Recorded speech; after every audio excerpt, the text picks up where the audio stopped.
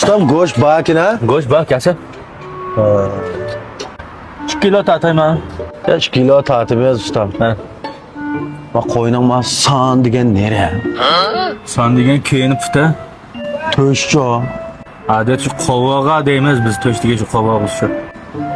Bu qanday fuqimiz buna? Uyda qaylab fuqamiz. Bu qaylab fuqdigan ustam biz qassobdan shogird emas. Ha. Bunda bir boshqa benpa yo'qmi? Bu ödükünü sanı içiydi de mağı dep san dep bade kasap ustam Ha. öğük içiyse bu san emez kolkin dep uruş yürüydü o. Düzgün olmu de buna. Shu qo'lni ichiga o'xshaydi. Depese ters olmagan diken. Depreyman. Abi depese.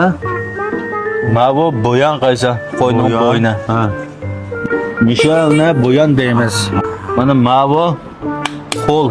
Kol. Mana. Mishalni qo'l deymiz. Şa kol. Ha. Ma kelsa. Ha. Qayroq kelsa. Mana ma bu o'yga xata ichigan go'sht shu son. Ha. Shu son shu. Ondan mana Ya ustam ben bildim ben. Ha, ne? Ya ben bildim. Ya ma fuqabasa. Ya bak fıtım. ya bu bilvasa bu deprey. Ya buldu. Kendi quyruq mayvati.